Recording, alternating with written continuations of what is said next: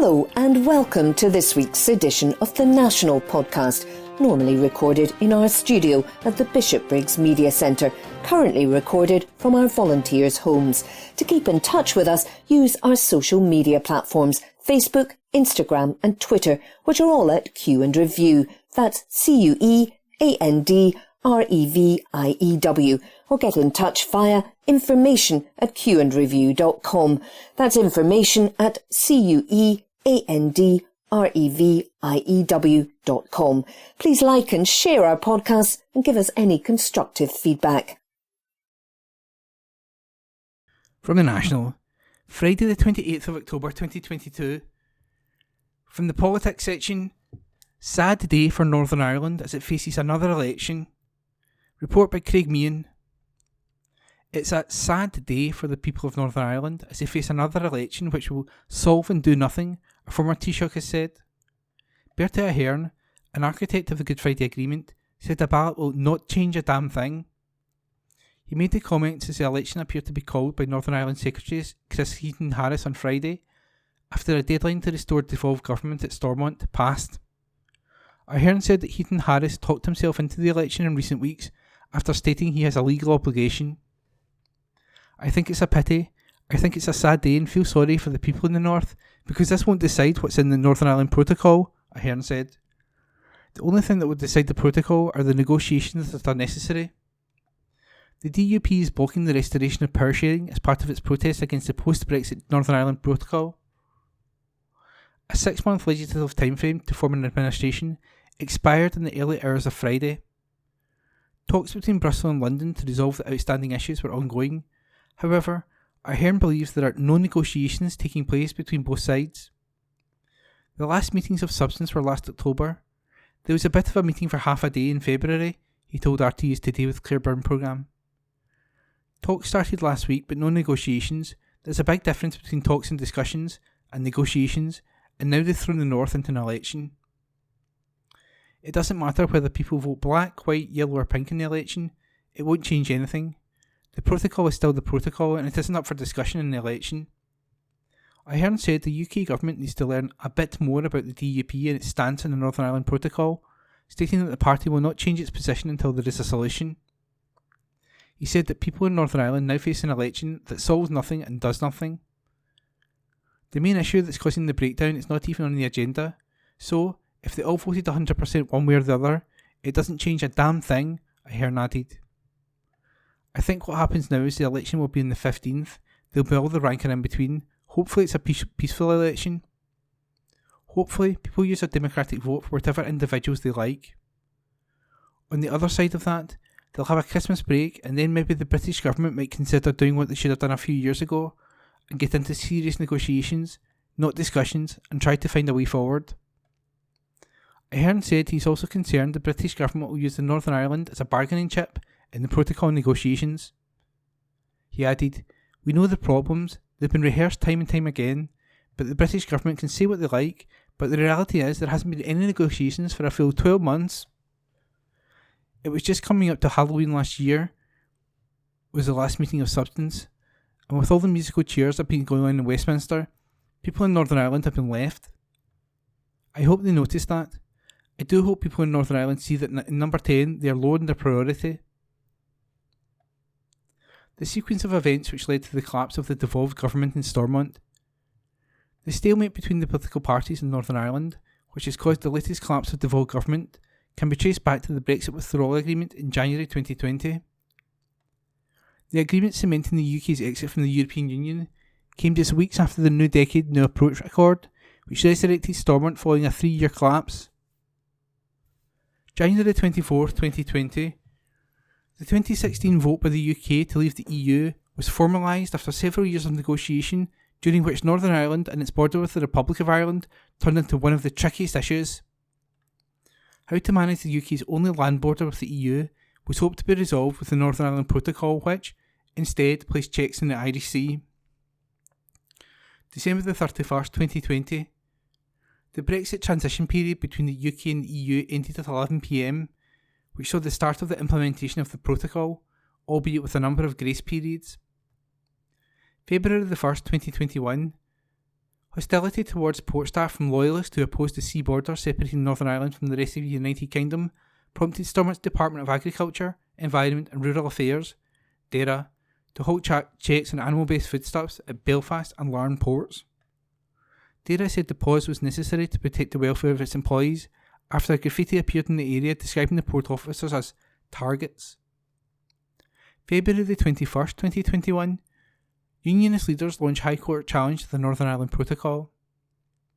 February the 26th, 2021, Stormont Agriculture Minister Gordon Lyons, DUP, orders officials to halt construction of permanent inspection facilities for post-Brexit checks on agri-foods goods arriving from Great Britain. Sinn Féin Deputy First Minister Michelle O'Neill brands the move a stunt.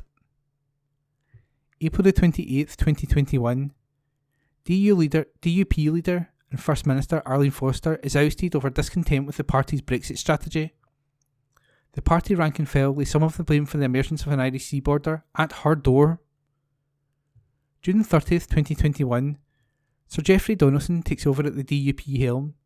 He vowed to right the wrong that has been done by the imposition of the Northern Ireland Protocol and to restore Northern Ireland's place fully within the UK internal market. September the 9th, 2021, Sir Geoffrey announces his party will no longer engage with North/South political structures established under the 1998 Good Friday Agreement as part of their campaign against the Protocol.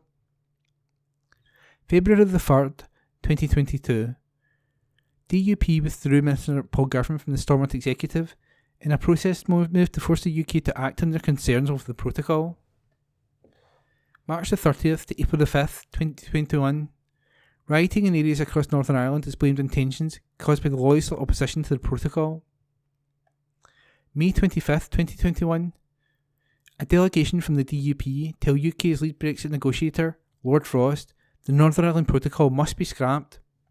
Sir Geoffrey said, "Our message was clear and unambiguous. The Protocol must go, and the government should take further unilateral action to restore our province's full and unfettered access to the United Kingdom internal market." June 5th, 2021, hundreds of people turned out for the first in a series of anti-protocol rallies, which took place in Portadown. November the 3rd, 2021, a rally against the Protocol on the loyalist Shankill Road is followed by serious rioting in the nearby police line. Rallies against the Protocol, many addressed by Sir Geoff Donaldson and TUV leader Jim Allister, continue at locations across Northern Ireland in the lead up to an Assembly election.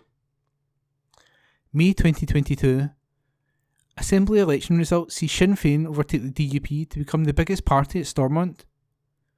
May 30th, 2022, Assembly sits following a recall petition, but an attempt to elect a speaker to allow business to proceed failed after the DUP refused to support it.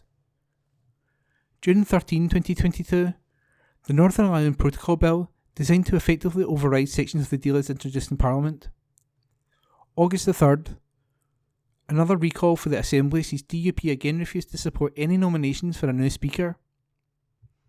October 18, 2022, Northern Ireland Secretary Chris Heaton-Harris confirms he will call a fresh Assembly election, as required by law, if a new executive has not been formed by October the 28th deadline. October 27, 2022, a final recall of the Assembly to attempt to elect a speaker fails just hours before the deadline to form an executive or face an election. Sinn Féin blamed the impasse on the DUP's refusal to nominate ministers to a new executive, while the DUP said UK government could have introduced legislation to delay an election for action on the Protocol. Sir Geoffrey said turbulence at Westminster, including the resignations of Boris Johnson and then Liz Truss as Prime Minister in recent months, means the government would be within its rights to secure more time to sort out the Protocol. And that was a piece by Craig Meehan. From the National, Friday the 28th of October 2022, from the news section, one person hospitalised after early morning fire in Aberdeen, report by Ross Hunter. One person was taken to hospital with several others treated for smoke inhalation following a fire at a block of flats in Aberdeen in the early hours of Friday morning. Scottish Fire and Rescue received calls just after midnight to reports of the blaze at the Cloverleaf Grange in the Bucksburn area of the city. The flat was on the first floor of a 4-storey building and 3 fire engines attended the scene. Several ambulances also responded, including a rapid resuscitation response unit. One person was taken to the Aberdeen Royal Infirmary, while several others have been treated for smoke inhalation. A Scottish Ambulance Service spokesperson said, "We received a call at 12:03 a.m. on Friday, October the 28th, to attend an incident at Cloverleaf Grange, Aberdeen. 3 ambulances, 2 of our Special Operation Response Teams, SORT, and a Rapid Resuscitation Response Unit, 3RU, were dispatched to the scene. Several patients were treated at the scene, and 1 patient was conveyed to Aberdeen Royal Infirmary." A spokesperson for the Scottish Fire and Rescue Service said, "We were alerted at 12:01 a.m. on Friday, 20th of October, to reports of a dwelling fire at Cloverleaf Grange, Aberdeen. Operations Control mobilised 3 fire appliances to a fire affecting a flat on the first floor of a 4-storey building. 4 casualties were placed into the care of the Scottish Ambulance Service. Crews left the scene after ensuring the area was made safe." And that report was by Ross Hunter. From the National, Friday the 28th of October 2022, from the Politics section, exclusive, SNP refused to say whether gender recognition reform rebel MSPs will lose party whip, by Hamish Morrison, political reporter. The SNP have refused to confirm whether they will take action against rebel MSPs who defied the party whip in a vote on gender recognition reform. 9 MSPs from the party voted against or abstained in Wednesday's vote, thought to be the SNP's biggest ever rebellion in their 15 years in government. Among them was Ash Regan, the former Minister for Community Safety, who resigned from the government just hours before the vote, which saw the legislation pass at its first stage, because she said her conscience would not allow her to back the legislation. The SNP have so far refused to confirm whether rebel MSPs will lose the whip or face action for their defiance. A spokesperson said, "As is normal practice, SNP MSPs are expected to support government legislation." They refused to be drawn further on whether the MSPs would face expulsion from the party, which would take the SNP down to 55 members and leave them more reliant on Green support to push through legislation. Soft touch accusations. The rebellion and apparent lack of consequences for those involved has led to accusations the party's chief whip, George Adam, who's responsible for ensuring party discipline, is failing to run a tight ship when it comes to the controversial issue of reforming gender recognition law. Adam was approached for comment. Ellie Gomersall, president of the National Union of Students and a Scottish Greens activist, called on the party to grow a backbone on the issue and said SNP rebels defied the party, safe in the knowledge they would get away with it. She added, "I think the SNP should reflect a little on why this has happened, because I think the SNP have, for many, many years, shown to be a soft touch when it comes to their members who speak out particularly against the party's own commitment on trans issues. Those 7 MSPs who did vote against did so knowing that they could get away with it because the SNP never take action on members when they speak up against the advancement of trans rights." Who are the GRA rebels? Reagan was joined by Stephanie Callaghan, Fergus Ewing, Kenneth Gibson, Ruth McGuire, John Mason and Michelle Thompson in voting against the legislation in defiance of their party's official stance. Thompson has confirmed she has not heard from the Whip's office. SNP MSPs Annabel Ewing and Jim Farley did not vote, also against the party whip, which required members to support the government. The Gender Recognition Reform Bill aims to make it easier for transgender people to change their sex on official documents, such as their birth certificate, to match the gender with which they identify. Critics claim it will make it easier for predatory men to access single-sex spaces, but supporters say the current process to obtain a Gender Recognition Certificate, GRC, is distressing for trans people. Currently, trans people must obtain a medical diagnosis of gender dysphoria, emotional distress caused by experiencing life in a body which is not aligned with a person's gender identity, or prove to officials they have lived in what's called their acquired gender for at least 2 years. The National has approached the 9 rebel MSPs for comment, and that report was by Hamish Morrison. From the National, Friday the 28th of October 2022, from the news section, young Scots chant F*** the Tories as they march through Glasgow in climate protest, by Abby Garton Crosby. Young people marched through Glasgow chanting F*** the Tories and slamming rich list PM Rishi Sunak as they marked a year since the first anniversary of the COP26 summit in the city. The demonstrators took aim at the UK government and chanted, "Rishi is a billionaire, people die, he doesn't care, just as long as he gets petrol for his super yacht." Sunak and his wife appeared on the Sunday Times Rich List this year with a combined net worth of around £730 million. Activists staged a climate strike in the city to highlight the failure of last year's COP26 event. The demonstration, organised by Fridays for Future Scotland, saw participants march through the city centre from Kelvin Way to George Square, mirroring the route of last year's youth protest. Adam Ballard, 16, one of the organisers behind Friday's demonstration, said, "The climate crisis and the cost of living crisis have the same root, the refusal to move away from the fossil fuels. There is no oil shortage, there is a corrupt system that prioritises profit over people. While ordinary people are forced to choose between heating and eating, the people in power and fossil fuel chief executives continue to make unimaginable profits."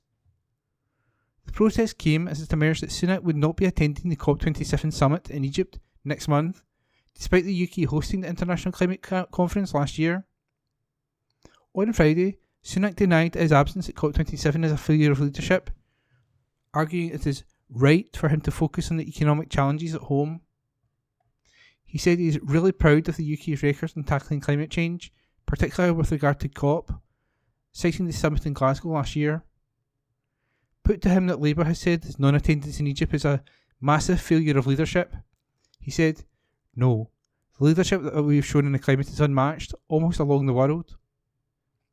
Speaking during a visit to a hospital in South London, he added, "It's important to me that, as a Prime Minister, we leave behind an environment that is better for our children and grandchildren. I'm very passionate about that. I'm very personally committed to it. I just think, at the moment, it's right that I'm also focusing on the depressing domestic challenges we have with the economy. I think that's what people watching would reasonably expect me to be doing as well."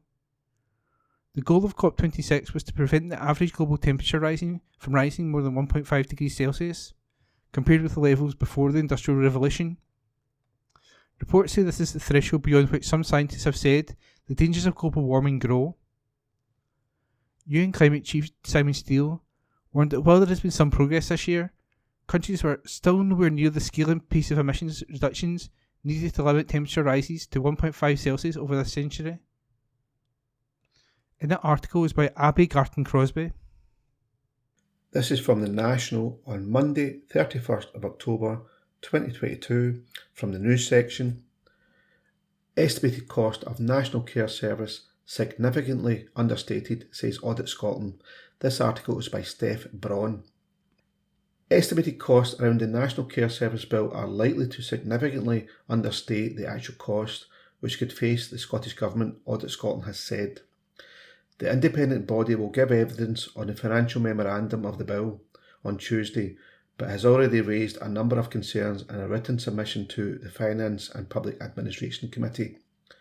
Last week, SNP MSPs on the committee tore into government officials as they criticised a lack of clarity within the document. Convener Kenneth Gibson said the policy seemed like a sledgehammer to crack a nut. Meanwhile, the SNP's Michelle Thompson said she was surprised by the complete lack of fundamentals in the financial memorandum and insisted she had no confidence in its accuracy. The bill would centralise £4.3 billion of public spending, 1/3 of Scottish Council's total budget, and will aim to improve the consistency and quality of social care services. A table within the financial memorandum shows wide-ranging estimates for the cost of bill provisions. It states in 2022 to 2023, the total estimated cost of bill provisions could be anything between £24 million and £36 million, and there are even larger gaps projected for the following years. Audit Scotland has said there are a number of costs associated with measures in the bill that are yet to be assessed, and has insisted the overall cost of measures will be significantly above the amounts currently assessed. The written submission says there are a number of costs associated with the measures set out in the bill that have yet to be assessed. The Scottish Government has recognised this, providing a broad description of the anticipated cost and the difficulty in assessing it at this stage. In some of these The potential for additional costs is significant, and taken together, it is likely that the overall cost of the measures will be significantly above the amounts currently assessed. In our view, the potential costs summarised are likely to significantly understate the margin of uncertainty and range of potential costs of the bill measures. Legislation to establish an NCS was published earlier this year, but ministers have stressed it is only a framework. Audit Scotland has suggested the estimated costs do not thoroughly take into account changes and increasing volatility of inflation expectations, and has laid out a number of areas where costs have not yet been assessed, which it says have the potential to add significantly to the overall cost reported and are not currently reflected in the assessed margin of uncertainty. The submission added the inflation indices applied by the Scottish Government are set out in the last bullet of paragraph 30 in the financial memorandum. These are taken from the Office for National Statistics publications, but more recent information on actual forecast inflation are well ahead of the assumptions used. There is significant uncertainty about the future path of overall inflation measures and how this translates to public sector pay and other costs, but in our view, the margin of uncertainty in the figures is likely to be significantly understated as a result. Areas where costs have not been assessed include the cost of any national care boards, transition costs for local authorities and health boards, the impact of changes to VAT treatment, the impact of any change to pension scheme arrangements, and the extent of potential changes to capital investment and maintenance costs. Donna Bell, Director of Social Care and National Care Service Development, denied there were any issues with the way the bill had been developed when speaking to the committee last week, and said risks were taken into account. The article was by Steph Braun. This is from the National on Monday, 31st of October 2022. This is from the news section. Fury over Manston Immigration Centre as women and kids sleep on mats on the floors of tents. This article is by Laura Webster. The Home Secretary is facing questions over the wholly unacceptable conditions at an immigration centre in Kent, with one Tory MP describing the situation there as a breach of humane conditions. Roger Gale has submitted an urgent question about overcrowding at the Manston site, suggesting the conditions may have been allowed to develop deliberately. It comes amid concerns over the conditions of sites where migrants await processing after one in Dover was firebombed on Sunday. According to Gale, there are now more than 4,000 people at the facility, despite it being designed for just 1,600 people at a time. Speaking to BBC Radio 4's Today programme, he said, "There are simply far too many people and this situation should never have been allowed to develop, and I'm not sure that it hasn't almost been developed deliberately." The Home Office is struggling to find hotel accommodation, he said, adding that he now understands that this is a policy issue and a decision was taken not to book additional hotel space. That's like driving a car down a motorway, seeing the motorway clear ahead, then there's a car crash, and then suddenly there's a 5-mile tailback. The car crash was a decision not to book more hotel space, he said. People should only be held at the facility for 24 hours while undergoing checks before being moved into detention centres of asylum accommodation. But the Independent's Chief Inspector of Borders and Immigration, David Neal, said last week that he had spoken to a family from Afghanistan who had been living in a marquee there for a month. Other families from Iraq and Syria had been sleeping on mats on the floor with blankets for weeks. Neil said there was 4 cases of diphtheria confirmed during a site visit on October 24th. On Sunday night, former Prisons Inspector and Parole Board Chair Nick Hardwick tweeted declaring the conditions at Manston a national disgrace. He went on, 100 illegally detained on the whim of a politician, women and children, including from Iran, sleeping on mats on the floors of tents for weeks as winter approaches, diseases of the past rife, and now firebombs. Appalling. However, speaking to GB News on Monday, Food Minister Mark Spencer said the accommodation is quite reasonable. We're talking about people who have been exploited, who've literally had their life savings taken off them, put on an unseaworthy craft and pushed across the channel by unscrupulous people who are exploiting them, he said. We have a responsibility to look after them, to process them quickly, and to work out who's genuine asylum seeker and who should be returned to a safe country. The article was by Laura Webster. This is from The National on Monday, 31st of October 2022. This is from the news section. Just Stop Oil protesters throw paint over UK government buildings and the Sun HQ.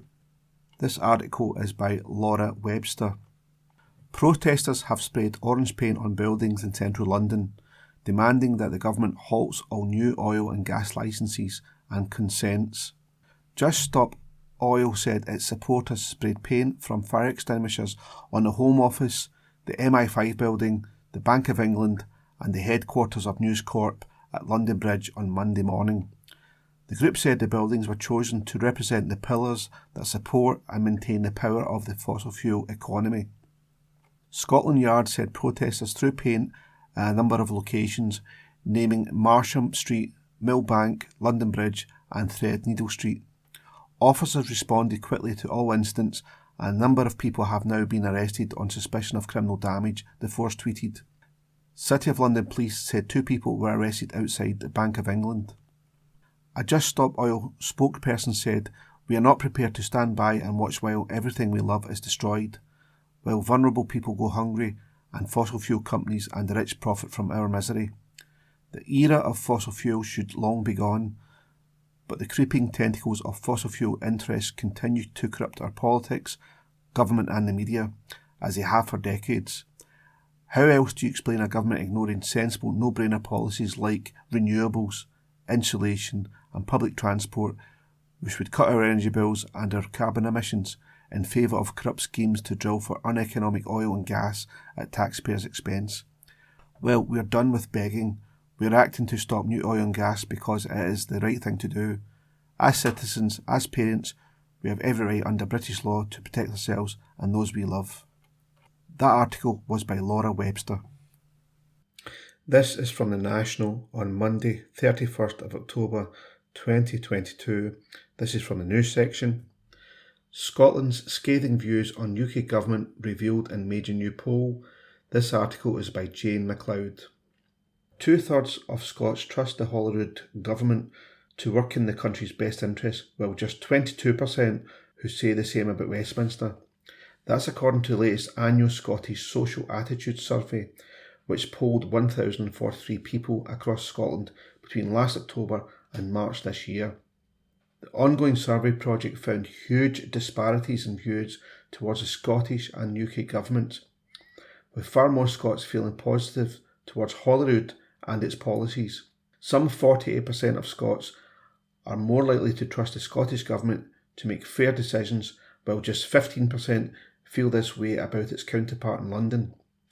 The majority of 58% feel the Scottish government is good at listening to the public before making decisions, while just 18% think this about the UK government.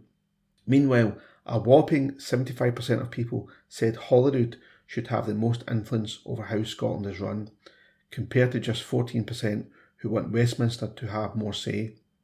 Constitution Secretary Angus Robertson said the findings demonstrate continued faith in the Scottish Government. They clearly show that despite these uncertain times, people agree with the Scottish Government's priorities to build a fairer, greener, welfare Scotland, he went on. Given the clear democratic mandate we have, not to mention the continued trust the public has in the Scottish Government to act in their interest, we will work to ensure people have a choice on independence, ensuring that choice is an informed one. The study also revealed people's attitudes towards taxation. While Scottish Tories were calling for the now scrapped money budget to be replaced north of the border, providing big tax cuts, a massive 64% of Scots would like to see the level of tax and spending on key public services increased. People were asked about the economic situation in Scotland too. With a cost of living crisis and rocketing inflation, most people believed the economy was weaker than it was 12 months ago. Around a third felt this was mainly the result of Westminster actions. 25% blamed Holyrood and 33% cited some other reason. Robertson went on, despite these figures being from earlier in the year, it is clear the cost of living crisis was starting to impact family finances, and alarm bells were ringing about the economy. The Scottish Government is working tirelessly to provide support to those who need it most. We are increasing the Scottish Child Payment to £25 per week and extending it to eligible children under 16 in the coming weeks, helping thousands of additional families this winter. We are continuing to urge the UK Government to take all the necessary steps to support the most vulnerable through this profoundly difficult time. The publication of the data comes weeks after the British Social Attitudes Survey found support for Scottish independence at an all-time high. It is the first time the annual report has found majority support for independence at 52%, with the fieldwork carried out in 2021. The same data shows support for Northern Ireland remaining in the UK has also slipped to just 49%. Polling expert John Curtis said the UK Government now faces a particularly formidable challenge in bringing the Union together. The article was by Jane MacLeod. This is from the National on Monday, 31st of October 2022. This is from the news section. UK Government sees huge boost in tax take as North Sea revenues up to nearly £8 billion. This article is by Gregor Young. Tax revenues from North Sea oil and gas have increased to almost £8 billion in the first 9 months of 2022, according to research. Figures from the Aberdeen and Grampian Chamber of Commerce show the UK Government's tax take has increased nearly sevenfold from the same period last year. A windfall tax for the energy sector was introduced in May, which brought in a 25% surcharge on extraordinary profits from energy companies. Chancellor Jeremy Hunt is understood to be considering raising this further in order to improve the UK's fiscal position. The Chamber of Commerce analysed tax receipt data from between January and September this year, finding that offshore companies paid £7.9 billion in tax. This would be a 692% increase on the same period in 2021. Ryan Crichton, Policy Director at the Chamber of Commerce, said North Sea companies are contributing enormously to the financial help being offered to businesses and families, while at the same time working tirelessly to increase the UK's domestic energy production to keep the lights on this winter. The suggestion that their reward for this should be a second windfall tax is frankly outrageous. The case for a windfall tax on excess profits in the energy sector was always that the extra revenue wasn't planned for and was a consequence of the war in Ukraine. However, that same conflict has sent inflation soaring in the UK, which in turn has driven up interest rates and therefore the cost of our mortgages. So, you could make the exact same case for a windfall on bank profits. The article was by Gregor Young. From the National, Monday the 31st of October 2022, from the comment section, Diary. Scottish Influencer Awards in Glasgow, a pleasant surprise meeting social media stars. By Kevin McKenna, an article first published on the 30th of October.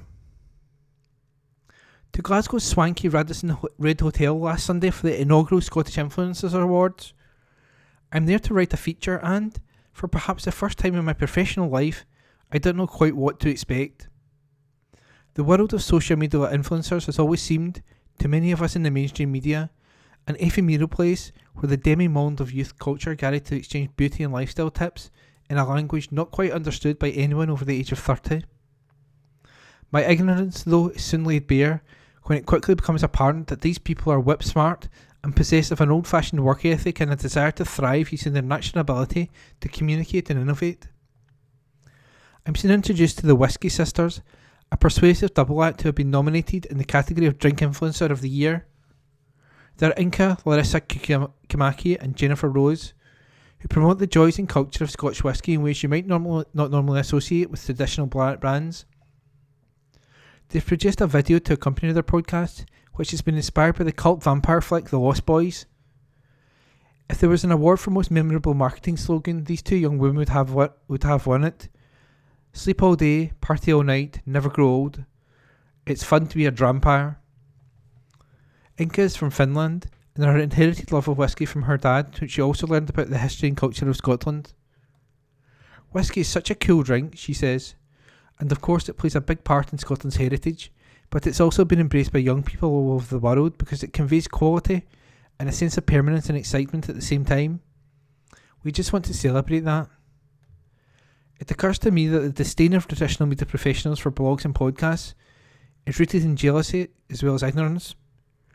The rules that govern how it's been done in newspapers and television news are stretched and recast in the blogosphere, and thus encourage you to take a few more risks.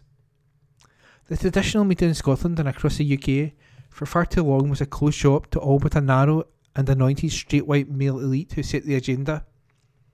Even now in Scotland, you struggle to see if anyone of colour operating in the Scottish media. Yet, third generation from children from an Asian family background thrive in other sectors such as medicine, technology and engineering. Not very long ago, the only way in which readers could respond to the content of newspapers was via a letters page, normally edited by an elderly journalist nearing retirement and reserved to be correspondence with letters after their name who began their sentences with, "It behoves me." Of course, there is still a Wild West and untamed element to social media platforms, but it allows our customers a platform in which they can critique those of us who are paid to do this for a living. The language and the sentiments can occasionally be a bit lively and intense, but some of my colleagues who take offence at this do so with the benefit of a university education and the privilege that comes from having much greater access to government and legislators. One popular political website some years ago posted an article that carried the headline, "We need to talk about Kevin." It then proceeded elegantly to spank my sorry arse for my then views about Scottish independence. It was all quite glorious, really and very well written, and besides, the author was making a reasonable point. Sometimes I think that we in the traditional media need to chill a little about the gnarly views of some of our readers.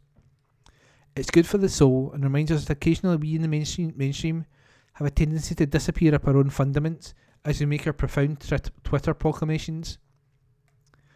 Right now, the best writing about Scottish football is to be found largely on fan websites and platforms such as the Herald's Celtic Way and the Rangers Review. These terrains are home to a level of sophistication, analysis and writing well beyond the tired, cliched, risk-free content that most of our daily newspapers are still churning out. Back at the Radisson Red, I experienced a moment of deep joy in the reception area. At the entrance to the bar and dining area, there's a display featuring quotes by arts and entertainment stars. Music was my first love, and it will be my last. John Miles, aye good. Beer, the best damn drink in the world. Jack Nicholson, no bother Jack, you big dafty. She's a belter, better than the rest. Jerry Cinnamon, get right in there, Jerry boy. And that was a comment piece by Kevin McKenna. From a National, Monday the 31st of October 2022, from the Culture section. Back in the day, Scottish discoveries that still brighten our day hundreds of years on, an article first published on the 30th of October by Hamish Macpherson. It was 250 years ago today that a Scottish gardener stepped off a ship at Cape Town, South Africa, and began to write his name into the history of botany as one of the greatest plant hunters who ever lived. Francis Masson is one of those many unsung heroes in Scottish history, whose lifetime of immense achievement is all but forgotten in his native land. Born in Aberdeen in 1741, we know very little about Masson's early life, but he became an apprentice gardener in his teens and, with the North East, a centre of gardening expertise, he joined the gardeners' exodus south. Robert Burns' father, William Burns, was one such gardener. Masson was just 19 when he gained the post of under-gardener at the Royal Botanical Gardens at Kew, recently founded by Princess Augusta, the mother of King George III.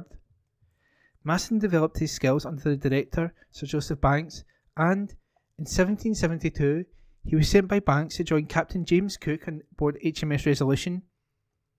He was the first official plant hunter sent out from Kew, and, on October the 30th, 1772, Mason left the ship at Cape Town and headed inland, accompanied by the Swedish botanist Carl Peter Thunberg. Masson's first impression of the continent were mixed, to say the least. The country is encompassed on all sides with very high mountains, almost perpendicular, consisting of bare rocks, without the least appearance of vegetation, and, upon the whole, has a most melancholy effect on the mind. He and his companion made their way into the Veldt and the Blue Mountains, and, On the way, Thunberg survived a fall into a deep hippopotamus pit. The conditions were most dreadful.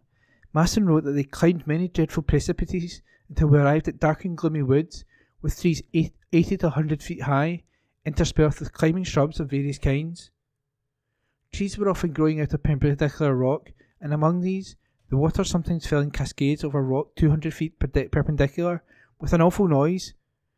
I endured the day with much fatigue in the sequestered and unfrequented woods, with a mixture of horror and admiration. For all its privations, the 3 journeys into the interior he made over the nearly 3 years proved immensely successful for Masson. He identified or collected more than 1,400 species, which were unknown outside of Africa. Incredibly, he managed to get more than 400 species of living plants back to Kew, including irises, gladioli, and the stunning bird of paradise flower, which is named Strelitzia reginiana in honour of King George III's Queen, Charlotte of Mecklenburg Strelitz. It remains a popular greenhouse plant even now. By the conclusion of his stay in what is now Western Cape Province, Masson had been convinced by the evidence of his own eyes of the magnificence of the flora, writing, "The whole country affords a fine field for botany, being enamelled with the greatest number of flowers I ever saw, of exquisite fragrance and beauty." Returning home in 1775, Masson wrote up an account of his journeys, which was published the following year in the Philosophical Transactions of the Royal Society as an account of 3 journeys from Cape Town into the southern parts of Africa, undertaken for the discovery of new plants towards the improvements of the Royal Botanical Gardens at Kew. The account proved a sensation, and his collection of plants and flowers even more so. Masson single-handedly began the craze for Cape flowers which set the country in the latter quarter of the 18th century. No respectable home was without at least one Cape flower. His fellow botanist, Sir James Edward Smith, wrote admiringly, "Now every garret and cottage window is filled with numerous species of the beautiful tribe, and every greenhouse glows with the innumerable bulbous plants and splendid heaths of the Cape. For all these, we are principally indebted to Mr. Masson, besides a multitude of rarities." Banks was astonished at the huge boost to Kew's reputation which Masson had earned, and he wasted no time in setting Masson on another plant hunting expedition to the Canary Islands, Madeira, the Azores, and across the Atlantic to the Antilles archipelago and other islands in the Caribbean. He managed to get some new species home to Kew, but this trip ended in disaster. At Grenada in July 1779, he was captured by French forces, having fought in the trenches against them. The delay in getting released saw his plant collection deteriorate, only for it to be destroyed by a hurricane at St. Lucia. Masson returned to Kew, but soon tired of the gardening life, begging Director Banks to be allowed to go plant hunting again. War with France made travel difficult, but he did manage to reach Portugal and North Africa and find new species there. In 1785 he was able to return to his beloved Southern Africa, but times had changed. The Dutch authorities, now in charge of the province, were afraid that the Scot might be a spy and limited his access to the interior.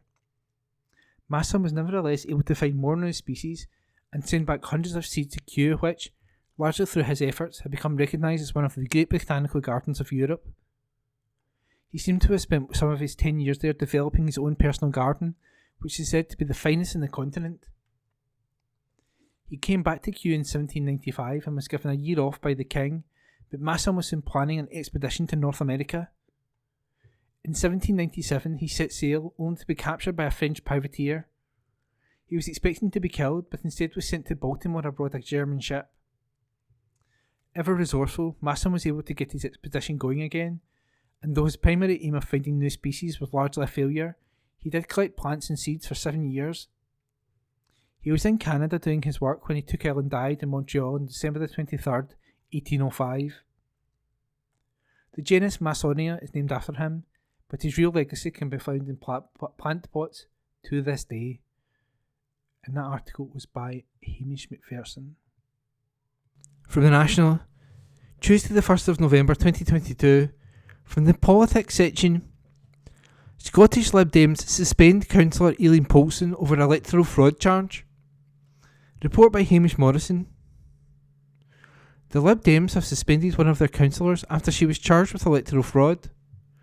Eileen Poulsen, a Lib Dem councillor in Eastern Bartonshire, was arrested and charged along with her husband Andrew, who was the former leader of the local authority. A Scottish Libertarian spokesperson confirmed Aileen had been suspended from the party. The Sunday Times, which originally broke the story, said both had been charged after allegedly pretending they lived in the council area while living in Glasgow. They are due to appear at a later date, which is yet to be confirmed, police added. A spokesperson for Police Scotland said, a 52-year-old man and a 38-year-old woman have been arrested and charged in connection with the Representation of the People Act 1983 on Thursday, October the 6th, 2022. They are due to appear in court at a later date. Andrew, a former member of the Scottish Conservatives, co-led the council with Lib Dem councillor Vaughan Moody from 2018 to 2022, taking over after an SNP minority administration collapsed in 2012. And that report was by Hamish Morrison. From the National, Tuesday the 1st of November 2022, from the politics section, Suella Braverman's anti-immigrant stance is trashing PM's pleas for compassionate conservatism, critics say. Report by Hamish Morrison. The Home Secretary's hardline stance on immigration and inflammatory comments about migrants have seen her branded Enoch Braverman as disquiet amongst her Tory colleagues grew. Suella Braverman defiantly faced down her critics in the Commons on Monday as she was grilled over her failure to tackle an overcrowding crisis at a campus for asylum seekers in England, as she compared asylum seekers arriving in Britain to an invasion. It came just a day after a white suicide bomber threw petrol bombs at an immigration centre in Dover before taking his own life. Police have said they are not treating the incident as terrorism related. Liz Truss sacked her from the position last month as one of her final acts as Prime Minister, but Braverman was reappointed by Rishi Sunak just under a week later. Braverman denies reports she had ignored legal advice to secure more accommodation for asylum seekers, despite warnings that a temporary holding centre at Manston in Kent is dangerously overcrowded. Immigration Minister Robert Jenrick said reports of outbreaks of diphtheria, MRSA and scabies at the camp were not correct. He told BBC Breakfast, there have been 4 cases of diphtheria in a population of around 4,000, but those are all individuals who came into the site with that condition. They didn't pick it up here as far as we're aware. They've been isolated and they've been treated appropriately. But that's not to say that I'm content with the condition of the site. I'm not. The SNP have said her incendiary comments about asylum seekers make a mockery of Sunak's ostensible commitment to compassionate conservatism. Politico reports one former minister had compared her to the notorious anti-immigration MP Enoch Powell, infamous for his Rivers of Blood speech in which he warned and branded her Enoch Braverman. The site reports that unnamed Tory questions whether Enoch Braverman is the compassionate conservatism that will win us elections. Number 10 have now said large numbers of people have been taken from Manston to other accommodation to relieve pressure on the overcrowded facility. Stuart MacDonald, the SNP Home Affairs spokesperson, said, there's nothing compassionate about comparing vulnerable asylum seekers to an invasion or dreaming of shipping them off to Rwanda. The Home Secretary is a liability, and she should never have been reappointed after she was sacked for breaching the ministerial code. Even her own Tory colleagues now openly admit she's completely unfit for office. Rishi Sunak's dodgy background deal with Ms Braverman and his failure to sack her now will define his premiership. Either he's too weak to act, or he shares her appalling views and lacks compassion and integrity. For Scotland, independence is the only escape from the constant crisis of Westminster control and the Tory hostile environment, which has repeatedly brought shame on the UK. And that report was by Hamish Morrison. From the National, Tuesday the 1st of November 2022, from the news section, Woodland Trust, unseasonal warm weather is a threat to wildlife, by Ross Hunter. There is concern that unseasonal warm weather is causing confusion for the UK's wildlife, with sightings of behaviour more commonly associated with spring being recorded amongst numerous species. The Woodland Trust has warned that with temperatures in some parts of the UK set to reach as high as 23 degrees next week, the natural cycles of certain species may be thrown out of sync. Nature's Calendar, a citizens and science project which records seasonal changes to track the effects of climate change, has had reports of spring-like behaviour from trees and insects over the past few weeks. Dr. Kate Lowthwaite, Assistant Science Manager for Nature's Calendar, said, "We have had reports of second flowering for horse chestnut trees, new leaves in species like ash, and plenty of active amphibians and butterflies. We would normally expect butterflies and newts to begin into hibernation around now, so it's really interesting to see how the weather seems to be changing these patterns and how wildlife appears to be making the most of the mild autumn weather. The warmer weather later into the year can extend to growing periods for plants and give more foraging time for animals, which may give populations a chance to recover from the summer's heatwaves and droughts. However, if the extreme weather witnessed this summer becomes a more regular occurrence, it may disrupt the natural cycles of species such as butterflies. Butterflies rely on a period of dormancy during winter to save energy while food is scarce, and many plants require a spell of cold weather in winter to drive germination in spring. Trees also rely on cold spells to help kill off and stall the spread of pests and diseases. Alicia Ansey, lead policy advocate for tree health and invasive species at the Woodland Trust, said, "Climate change is likely to lead to a multitude of challenges for our trees and woodlands. As our climate changes over time, our trees are likely to be more stressed, which means they will be more susceptible to the impacts of pests and diseases. Warmer temperatures will likely lead to more pests and diseases being able to thrive in the UK. These species may previously have been unable to survive in the cooler UK, but an increase of up to 2 degrees could reverse this." Dr. Lethwaite added, "A changing climate means changing seasons. We already know that spring is arriving an average of 8.4 days earlier each year, but not so much is known about autumn. In order to understand the impact these rising temperatures may have had on the timing of natural events, we need people to record what they are seeing in our local woods, gardens and parks on Nature's Calendar as soon as they can. The Woodland Trust is calling on people to record sightings of changing seasons on Nature Calendar's website." And that report was by Ross Hunter. From the National, Tuesday the 1st of November 2022, from the sports section. Andy Murray beaten by Gilles Simon in the first round of the Paris Masters. Andy Murray was stunned by Gilles Simon in the first round of the Paris Masters. The Scot had the upper hand to begin the evening and looked poised for a straightforward victory after taking the opening set. But Frenchman Simon staged a comeback, rallying back from a 5-3 deficit and winning 4 games in a row to claim the second. And veteran Simon, who is set to retire after this tournament, took the final set to keep his career alive for at least one more match, winning 4-6, 7-5, 6-3. Murray broke Simon's serve in the second game before finding himself down 40-love in game 3. He soon regrouped, spinning a sideline hugging forehand and saving 3 break points to extend his advantage. Simon cut the deficit, holding Murray to love to make it 4-2, but the Scot replied in kind as the Frenchman was unable to post any points in game 7. It was 5-3 when Murray began to rattle in front of the vocal home crowd, double faulting for the first time in the set to open the game for Simon, who took full advantage and banked his first break of the match. Simon fended off the first set point with a smash and tried the same shot to stave off the second, but overpowered it to hand Murray the set and another break. Murray was visibly frustrated, hitting his racket on the ground when, all things square at 1-1, his forehand hit the net. Again, Simon capitalised on the mistake to break the Scot's serve, but Murray got the break back immediately to level the set before pulling ahead.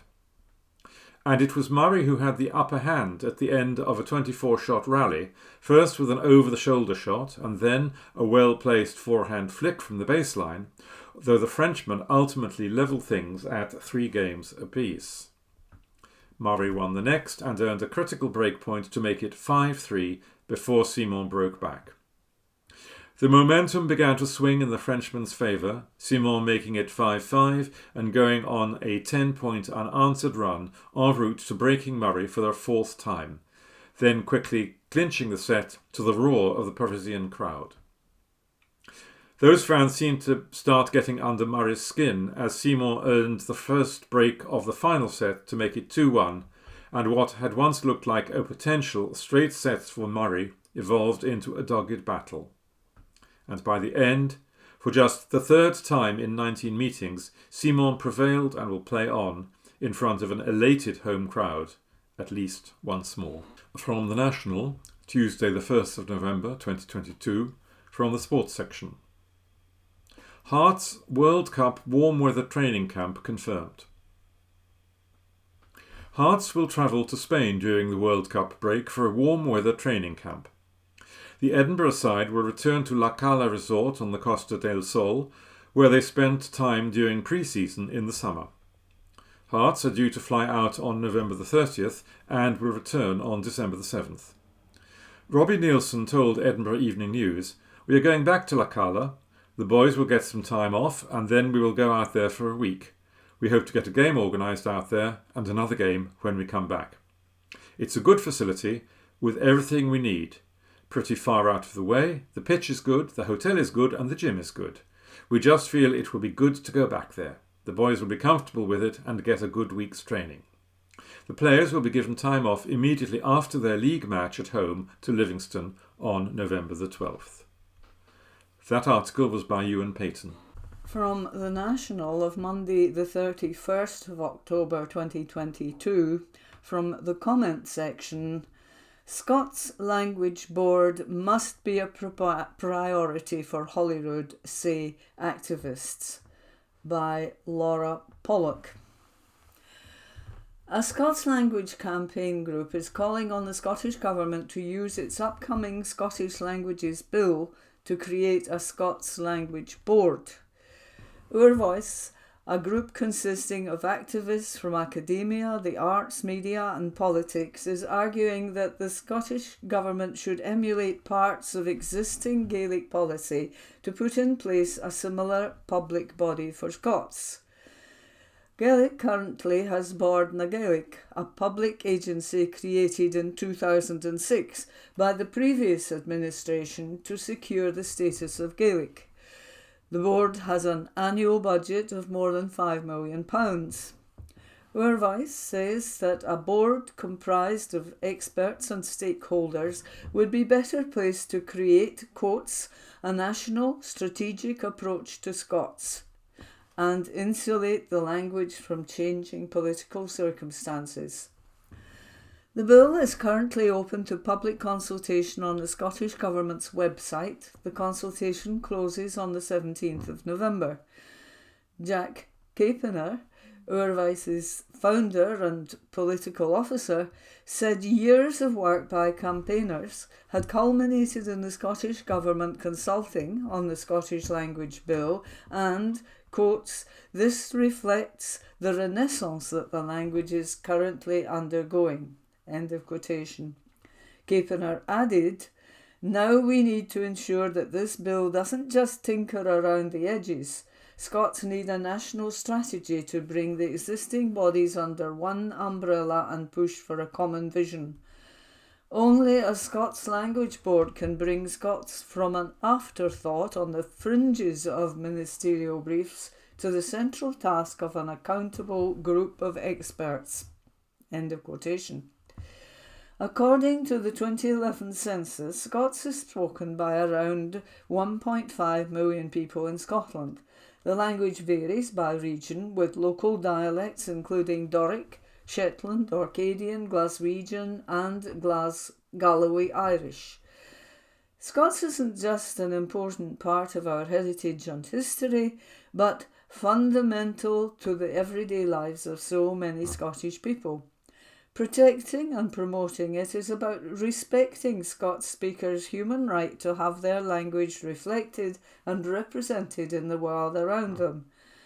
Our Voice is calling on those with an interest in the future of Scots to respond to the Scottish Government's ongoing consultation and make clear their views on what steps should be taken to promote and protect the language. Capener urged the public to respond and pointed to the group's resources. He said, "The public can visit our website to copy and paste our stock responses for use in the consultation form. By adding all our voices together, we can show the Scottish Government that there's an overwhelming appetite for a Scots Language Board." Currently, Scots language policy falls under the remit of the Scottish Government's Cabinet Secretary for Education and Schools. The SNP's manifesto for the 2021 Scottish Parliament election committed the party to taking action on Scots, following a 2019 SNP conference motion which made it party policy to implement a Scots language board. This article was by Laura Pollock. The National Politics on Wednesday the 2nd of November. Kirk criticises Braverman's deplorable remarks on asylum seekers. An article written by Judith Duffy. Scottish church leaders have condemned Suella Braverman for deplorable comments over an invasion of asylum seekers to the UK. The Home Secretary triggered a huge backlash after she made the remarks in the Commons on Monday, telling MPs the UK government is serious about stopping the invasion of our southern coast. In a statement, the Church of Scotland has condemned the language Ms Braverman used as deplorable and called for the UK government to respond to repeated requests to meet and discuss how to establish a better alternative to asylum accommodation. Ms Braverman is also facing questions over wholly unacceptable conditions at an immigration centre in Kent. The Reverend Karen Hendry, convener of the Church of Scotland Faith Impact Forum, said, "We all have a duty to ensure that however vigorous and heartfelt our political positions and ideas, we treat one another with respect and we use arguments which promote and uphold human dignity. Through our support for migrants, refugees and asylum seekers in local communities and through their contribution to our congregations, we recognise and celebrate the gifts we receive when we welcome the stranger." She added, "We've called on the UK government to establish better community-based alternatives to asylum accommodation and have repeatedly requested meetings with the UK government to make constructive and practical responses which demonstrate the kindness, generosity and compassion of our members and the wider public. Today I reiterate that call and repeat our request to meet." Meanwhile, the Prime Minister's official spokesperson said he has not asked Rishi Sunak whether it was inappropriate for Ms Braverman to claim there is an invasion of England by migrants crossing the Channel. Asked if Number 10 would describe it as an invasion, Mr Sunak's spokesperson said the Home Secretary was seeking to express the sheer scale of the challenge that faces the country, with people, including a significant proportion of economic migrants, seeking to make this journey. The spokesperson further added that he had not asked the Prime Minister whether he regarded the use of the word invasion by the Home Secretary in the House of Commons on Monday as inappropriate. An article written by Judith Duffy. The National News on Wednesday the 2nd of November. Dundee youths hurl fireworks around the streets in scene from a war-torn nation. An article written by Adam Robertson. Scenes in a Scottish city resembled a war-torn nation after youths hurled fireworks and lit fires in the streets on Monday night. Meanwhile, fireworks have been removed from Asda stores in Dundee after they were thrown at emergency services during a night of disorder. Roads were reportedly blocked and police with riot shields were sent in as trouble flared. The Scottish Fire and Rescue Service said it was called to an incident on Bewley Square in the city's Kirkton area at around 5:30 p.m. Videos posted on social media showed fires being lit on the adjacent Bulgowan Avenue. Drivers were forced to turn back from the fires and a Police Scotland helicopter circled above the area. Some reports said that cars had been damaged as bricks were thrown at them and that people could be seen jumping on vehicles. One woman whose car was hit with a brick told the Courier, "I was driving at the roundabout at Old Glamis near Bulgowan Avenue when this started. Bricks, barriers and fireworks were being thrown at vehicles. The side of our car was damaged while we had our 6-year-old daughter in the vehicle. Another car had its windscreen smashed nearby. We called 999 and they said they were aware of what was going on." The leader of Dundee City Council, SNP councillor John Alexander, said that he was disgusted by the reckless behaviour. He posted on Facebook, "This isn't just a wee bonfire. Blocking roads with bins ablaze, smashing up cars and damaging our schools are scenes that you'd expect to see in an action movie or a war-torn nation. I'm shocked, but more than that, I'm angry. This reckless behaviour endangers lives, with emergency vehicles unable to pass on Bulgowan Avenue, and it costs residents and every taxpayer money. Councillor Daniel Coleman said the conduct was inexcusable. He said, "The perpetrators are extremely lucky. No one appears to have been hurt. With it being Halloween, children would have been out on the streets, and this could have been a disaster. I hope Police Scotland identify the culprits as quickly as possible and that appropriate action is taken. What happened is simply not on." Public resources are already stretched to their absolute maximum without having to deal with this mindless behaviour. Police Chief Superintendent Phil Davidson said, "There is no justification for the behaviour and disorder which was seen in the Kirkton area of Dundee last night. Inquiries are ongoing to identify everyone involved. Throwing fireworks and other items towards emergency services is reckless and dangerous. No one should go to work and expect to be attacked. One officer suffered a minor injury and damage was caused to a school and a number of vehicles. I'd like to reassure the public of Dundee that we remain committed to keeping them safe, as we understand Monday night's behaviour must have been really distressing for residents in these areas. We have a range of highly trained public order officers available to policing commanders across Scotland to enhance resources and deal with any issues that arise. Officers will be patrolling the local areas to provide public reassurance." An article written by Adam Robertson. The National News on Wednesday the 2nd of November. Jail warning for drone operators near airports. An article issued by the National News Desk. Drone operators are being warned they could be put in prison if they fly in restricted airspace after the remotely piloted craft were spotted near one of Scotland's busiest airports. The unmanned aircraft have been spotted near the flight path for planes coming into Glasgow Airport, which could put aeroplanes at risk when arriving.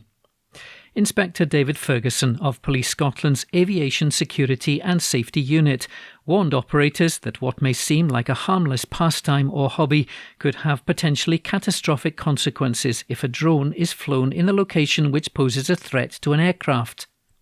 And Jonathan Nicholson of the Civil Aviation Authority warned that breaking the rules could see drone operators being prosecuted or even put behind bars. He said anyone operating a drone must do so responsibly and observe all relevant rules and regulations. The rules for flying drones are designed to keep everybody safe.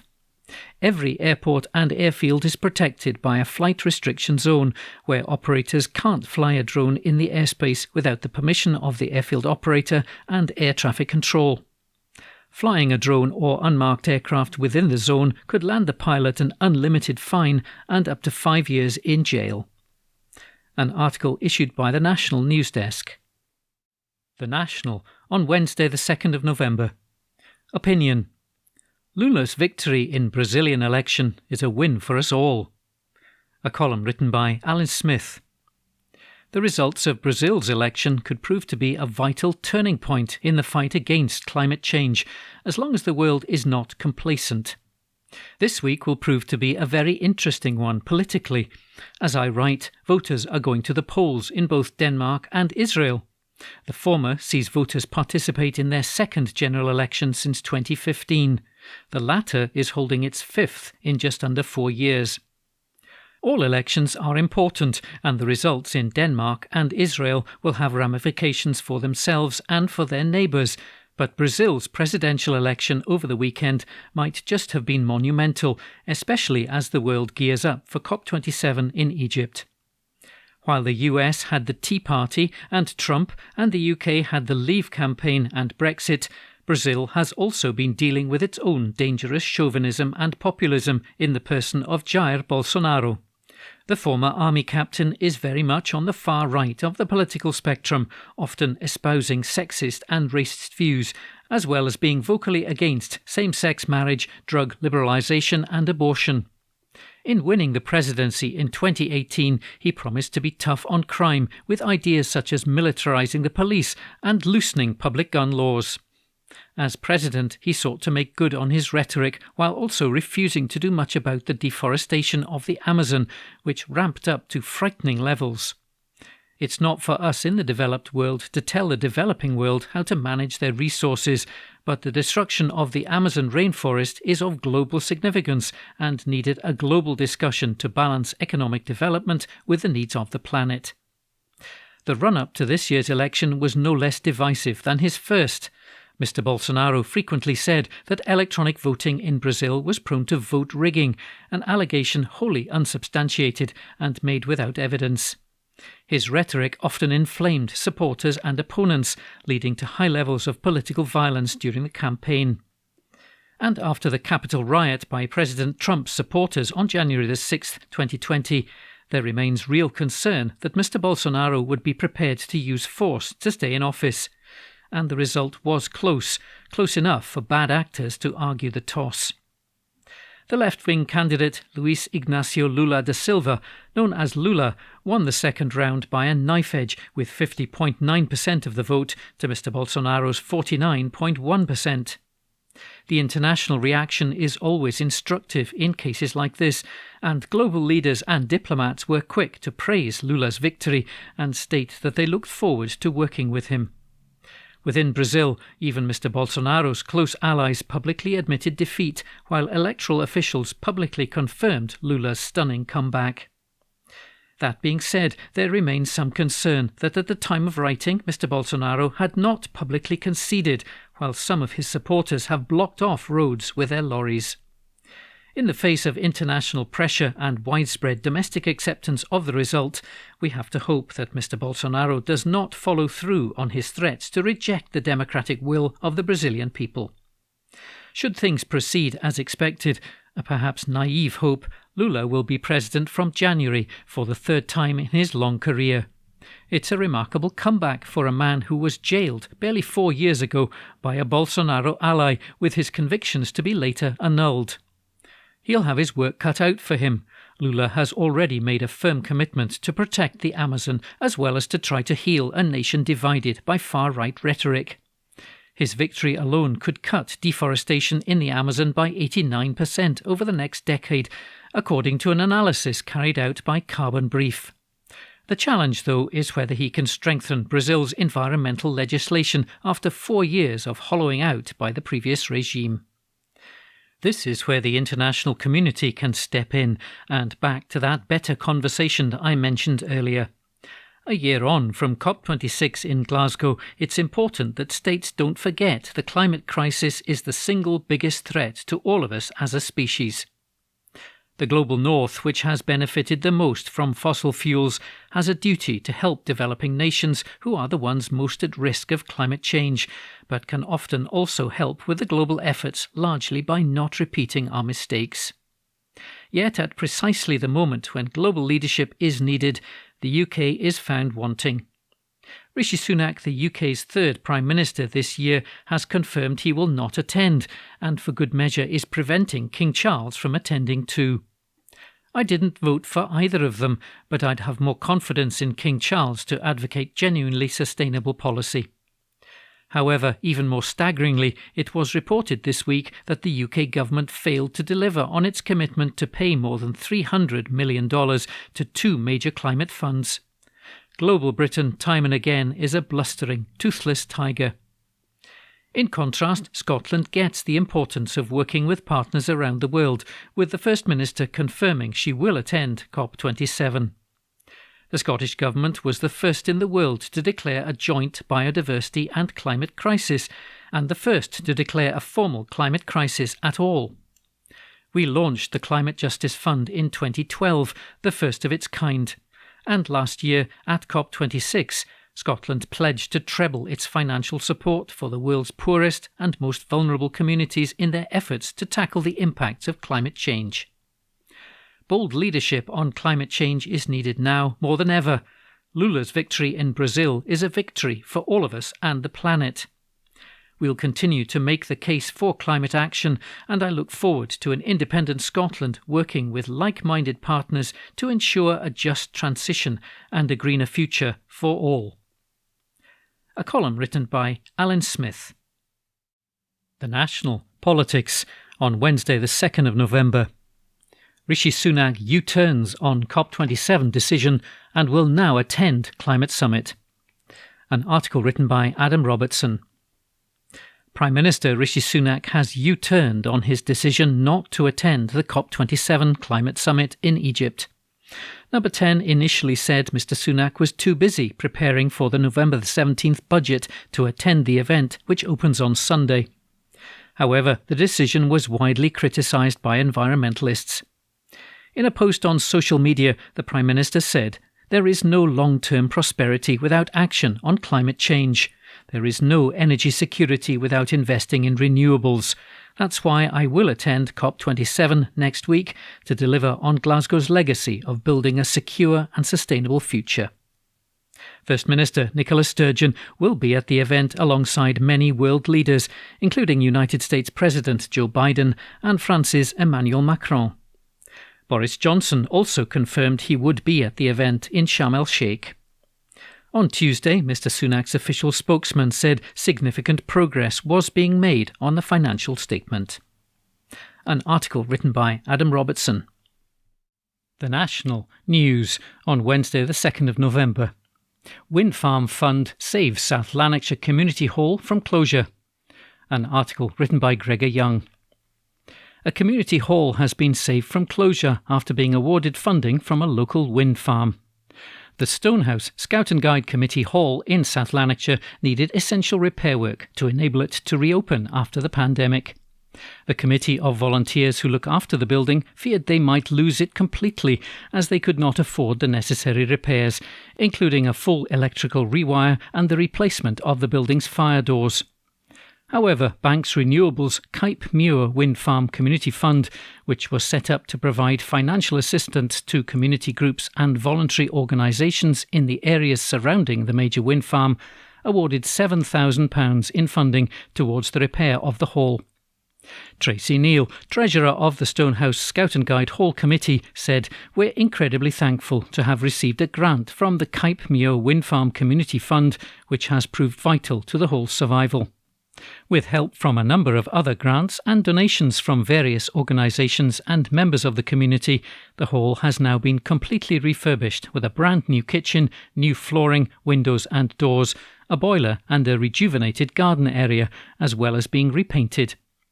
Now, the 90-year-old building hosts over 240 children from local Scout and Guide units every week, as well as other sporting and well-being groups. Ms Neal added, "As a committee, we're extremely grateful and overwhelmed by the funding.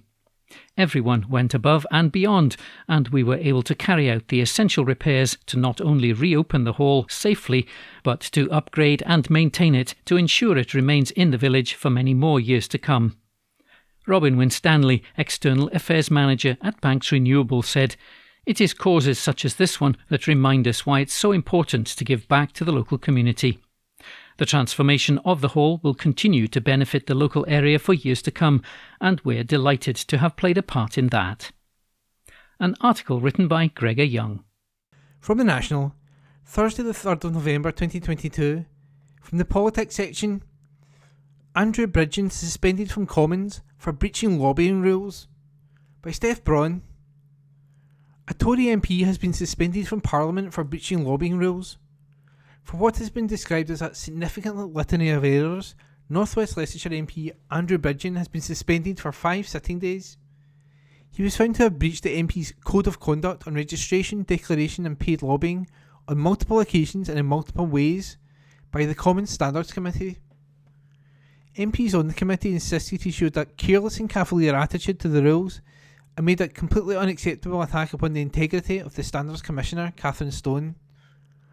The committee also found Bridgen had an inaccurate entry relating to his advisory role with Cheshire-based forestry firm Mere Plantations for almost 2 years. MPs heard how the business donated £5,000 to the North West Leicestershire Conservative Association in 2019, took him on a trip to Ghana the same year and gave him a £12,000 a year advisor contract the next year.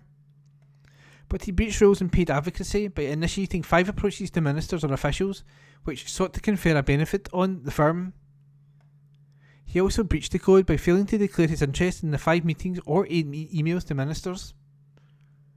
He was recommended for suspension for 2 days for breaches of 2 sections of the MP's Code of Conduct, and a further 3 sitting days for the unacceptable attack upon the integrity of the Standards Commissioner. The MP wrote an email to Stone saying, "I was distressed to hear on a number of occasions an unsubstantiated rumour that your contract as Parliamentary Standards Commissioner is due to end in the coming months, and that there are advanced plans to offer you a peerage, potentially as soon as the Prime Minister's resignation honours list. There is also some suggestion amongst colleagues that those plans are dependent upon arriving at the right outcomes when conducting parliamentary standards investigations. Clearly, my own travails with Number 10 and the former PM have been well documented, and obviously a small part of me is naturally concerned to hear such rumours. More importantly, however, you are rightfully renowned for your integrity and decency, and no doubt such rumours are only designed to harm your reputation." The Standards Committee said Bridgen's email appears to be an attempt to place wholly inappropriate pressure on the Commissioner, which is completely unacceptable behaviour. And that report was by Steph Brown. From the National, Thursday the 3rd of November 2022, from the Politics section, John Swinney warns current NHS pay offer is all Scottish Government can afford, by Adam Robertson. Deputy First Minister John Swinney has told NHS workers fighting for pay increases he has nowhere else to go to fund an increased offer. NHS unions are currently balloting on strike action, and ambulance workers and physiotherapists have already voted for walkouts. However, Swinney told them, "I have nowhere else to go to fund pay deals beyond what the government offers. Finding additional cash for public service pay would mean ever more significant consequences," he added, and insisted, "I am not prepared to do that." His comments came in light of the Scottish Government's emergency budget review on Wednesday, in which he announced a further £650 million of savings. This includes £400 million of spending reprioritisation within the health and social care sector to support a pay offer for staff, with opposition politicians in Holyrood claiming funding for areas such as mental health has been reduced as a result. Swinney told BBC Radio Scotland's Good Morning Scotland programme that, "Fundamentally, I have got to make sure the health service workers are able to attend their work because they feel well supported by a pay deal." He insisted the pay offer on the table is a very substantial deal, saying it represents a 7% rise for health staff on average and over 11% for low earners. "It is much more than is being offered south of the border and is a very substantial deal," Swinney said. He added the current offer is all the government could afford to put on the table. Swinney, who is responsible for finance while Kate Forbes is on maternity leave, was adamant that he had nowhere else to go to fund pay deals beyond what the government offers. He added, "The government is unable to fund any more deals because if people are concerned about the gravity of decisions I took and announced yesterday, the next stage of what I would have to free up any more money would have even more significant consequences, and I am not prepared to do that." Asked about the prospect of tax rises to fund pay rises for public sector workers, Swinney said that this is of course an option, but changes cannot be made until the next financial year. Decisions on tax will be made after the UK Government's autumn statement on November the 17th. Swinney said that the statement will shape the fiscal context on what we are operating and shape the tax context which we are operating, and he will reflect carefully on that. And that report was by Adam Robertson. From the National, Thursday the 3rd of November 2022, from the Culture section, "Suitcase of legendary Scottish cartoonist discovered in West Fife loft," by Gregor Young. The old suitcase of one of Scotland's greatest cartoonists has been uncovered in a West Fife loft. The leather suitcase, which looks well travelled, a bit worse for wear, and a little too old-fashioned for today's holidaymakers, was nearly thrown out by Ross and Sam Porter after they discovered it in their Dunfermline home.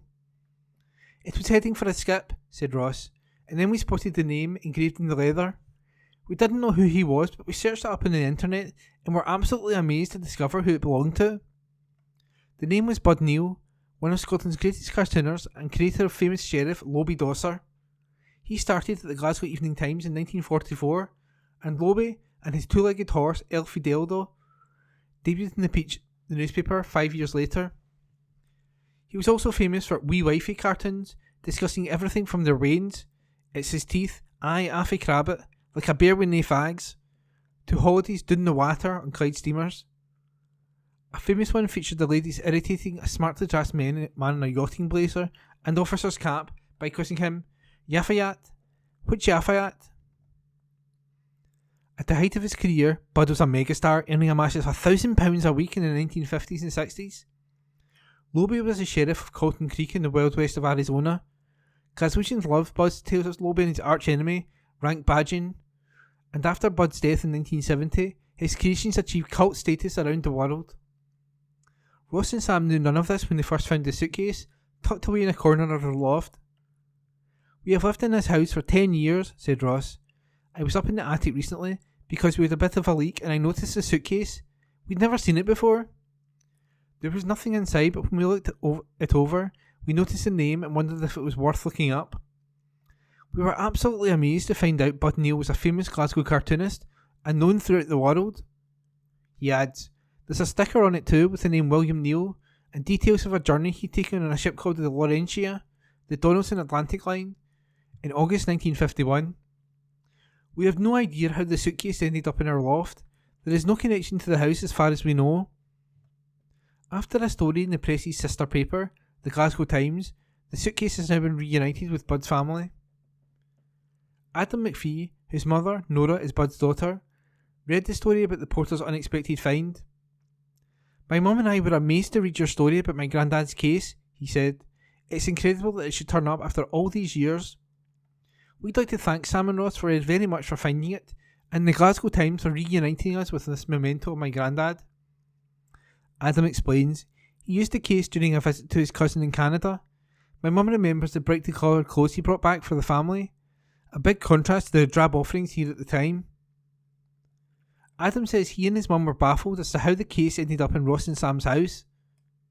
"My granddad and family moved to Dunfermline from Lenzie in the early 1950s, he said. "He thought it would be a nice place to bring up my mum and her 3 brothers. They lived in Halbeath Road, where, with his typical sense of humour, he changed the name of the house to Dim View. His studio was in the nearby village of Halbeath. He once held an exhibition at the studio. One day, he decided to close early and put a sign on the window that read, 'Budgies repaired Saturdays.'" And that was a piece by Gregor Young. And that was this week's The National Podcast, normally recorded in our studio at the Bishopbriggs Media Centre, currently recorded from our volunteers' homes with the publisher's kind permission. Thanks for listening.